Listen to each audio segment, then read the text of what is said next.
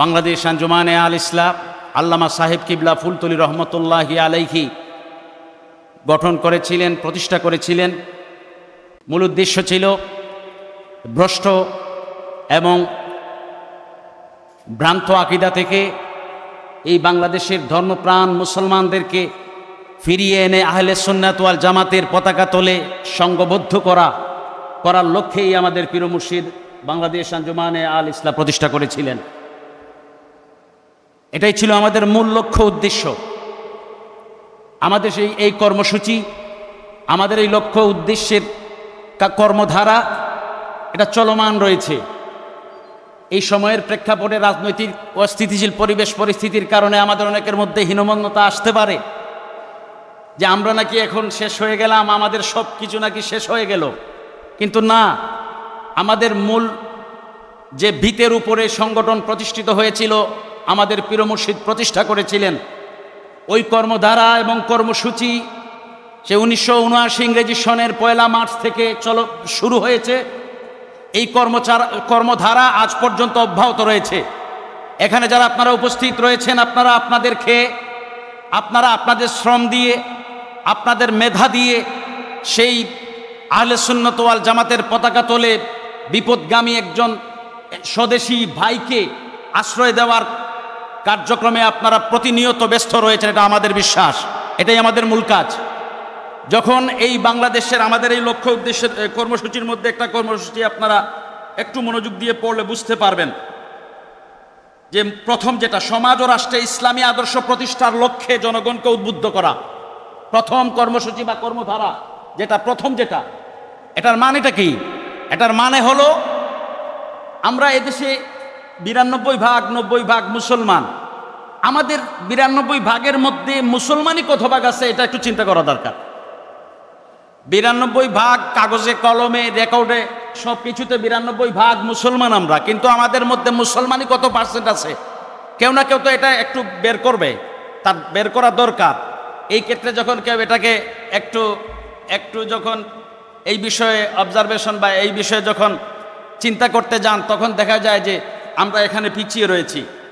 যে আমাদের মুসলমানের ক্ষেত্রে আমাদের পার্সেন্টেজের পরিমাণ কত, এটা আমরা সামাজিক ব্যবস্থাপনায় আমরা বুঝতে পারি সাধারণত। এই হিসাবে সমাজে যখন ইসলামী আদর্শ প্রতিষ্ঠার লক্ষ্যে জনগণকে উদ্বুদ্ধ করবেন আপনি, এবং জনগণ ইসলামী আদর্শে যখন উদ্বুদ্ধ হয়ে যাবে এবং ইসলামী আদর্শকে যখন জনগণ লালন করবে, তখন এই রাষ্ট্রকে আর ইসলামী রাষ্ট্র বানাতে হবে, এর জন্য বিপ্লব করতে হবে না। বিপ্লবটা আমাদের চলবে যে এই সমাজে রাষ্ট্রে ইসলামী আদর্শ প্রতিষ্ঠা করা, এটাই আমাদের বিপ্লব। কথা বুঝতে পেরেছেন? আমাদের বিপ্লব আছে না নাই? আমাদের বিপ্লব ইনকিলাব যেটা, সেটা চলমান। আমাদের বিপ্লবী কর্মধারা চলমান। আমাদের কাজ হচ্ছে, আমাদের মুজাহাদা হচ্ছে বিপদগামী মানুষ, ভ্রান্ত আকীদাপুষ্ট মানুষদেরকে ওই বিপদ থেকে ফিরিয়ে এনে আহলে সুন্নাত ওয়াল জামাতের আকীদা বিশ্বাসে প্রতিষ্ঠিত করার চেষ্টা চালানো, এটা হচ্ছে আমাদের কাজ। এজন্য এই যে দেশের অবস্থা এই হয়েছে সেই হয়েছে, এটা আমাদের কিছু আসে যায় না। আমাদের কিছু আসে যায় না। আমাদের মূল কাজটা কি? আমাদের মূল কাজ হচ্ছে মুর্শিদ কিবলার রেখে যাওয়া একটি মিশন, যে পথহারা মানুষকে আমরা প্রচেষ্টার মাধ্যমে ফিরিয়ে আনব। এই মূল কাজের মধ্যে আমরা এখনো আছি ইনশাআল্লাহ। এই দেশের অবস্থার কারণে আমরা কি মন ভেঙে, আমাদের মন কি ভেঙে গেছে? আমরা কি খুব দুর্বল হয়ে পড়েছি? হ্যাঁ, বর্তমান প্রেক্ষাপট পরিবেশ পরিস্থিতির কারণে আমাদের প্রত্যেকের মনে এ কথা আসছে যে আমরা হয়তো বা বাধাগ্রস্ত হচ্ছি। আমরা ভেঙে পড়িনি, আমরা বাধাগ্রস্ত হচ্ছি। কোনো ক্ষেত্রে বাধাগ্রস্ত হচ্ছি, কিন্তু বাধাগ্রস্ত না হলে কর্মস্পৃহা বাড়ে না। এটা একটা সূত্র। আমাকে কেউ যখন 1 কেজি মানে 1 টন ওজন দিয়ে ধাক্কা দিবে, তখন আমি চেষ্টা করব আমার ওপারে যেতে হবে, 1 টন ওজনকে আমি যেভাবে পারি ওভারকাম করবো, ওটাকে আমি ডিঙ্গিয়ে যাব। তখন আমার 1 টনের চাইতে বেশি শক্তি আমার মধ্যে যোগাতে হবে, নতুবা আমি ওইটা পার হতে পারবো না। আমরা বাধাগ্রস্ত হচ্ছি ঠিকই, সব ক্ষেত্রে না, কোনো ক্ষেত্রে, কিন্তু এই বাধাগ্রস্ত হওয়াতে আমাদের কর্মস্পৃহা আরো বেড়েছে। আপনারা কি একমত হবেন না? সবাই বলেন একমত হবেন না? ইনশাআল্লাহ বাধা আসলে মানুষ আরো স্পিডি কার্যক্রম চালিয়ে যায়। আমরাও ইনশাআল্লাহ তাই করব।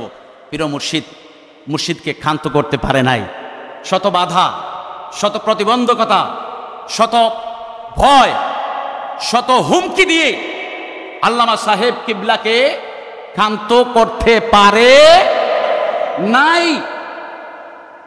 আমার পরিচয়, আমার বাড়ি বড়লেখা উপজেলায়, আপনাদের পরিচয় আপনাদের বাড়ি হচ্ছে দক্ষিণ সুরমা উপজেলায়। এই পরিচয় নিয়ে আমি আজ শক্তি দিয়ে কথা বলছি না, আমি কথা বলছি আমার মুর্শিদ কিবলার আদর্শের শক্তি দিয়ে। বাধা আসবে, আমি দ্বিগুণ শক্তিতে সামনে এগিয়ে যাব, আরো বেশি শক্তি নিয়ে আমি সামনে এগিয়ে যাব, তবে মূল লক্ষ্য উদ্দেশ্যের ভিত্তিতে। প্রথমটা আপনারা মনোযোগ সহকারে পড়বেন, তখন ইনশাল্লাহ বুঝতে পারবেন আমাদের মূল কাজ কি। হ্যাঁ, বাধা আসবে, লিখনির মাধ্যমে আমরা এটাকে জবাব দেব। বাধা আসবে, রাজনৈতিক পদ্ধতিতে আমরা জবাব দেব। রাজনৈতিক পদ্ধতিতে জবাব যেখানে দেওয়ার প্রয়োজন সেখানে দেব, এটা বিশ্বাস রাখেন আপনারা। যেখানে রাজনৈতিক পদ্ধতিতে জবাব দেওয়ার দরকার ওইভাবে দেব, যেখানে লিখনির মাধ্যমে ওইটা, যেখানে শালীনতার মাধ্যমে ভদ্র ভাষায় ওইটা দেওয়া হবে ইনশাআল্লাহ। আমি সকলের কাছে অনুরোধ করব, কার্যক্রম চালিয়ে যান ইনশাআল্লাহ। আমাদের মুর্শিদ কিবলার রেখে যাওয়া এই মিশন সত্য আহলে সুন্নাত ওয়াল জামাতের উপর প্রতিষ্ঠিত, এবং এই মিশন এই বাংলার জমিনে আজ কিবা কাল বিজয়ী আছে, হবে না, বিজয়ী আছে। শাহজালাল মজরুদ্দিন ইয়ামানী রহমতুল্লাহি আলাইহি এই জমিনে আছেন, বিজয়ী আছে, এবং কিয়ামত পর্যন্ত সেটা বিজয়ী থাকবে। ওয়া আখিরু দাওয়ানা আলহামদুলিল্লাহি রাব্বিল আলামিন। ওয়াসসালামু আলাইকুম।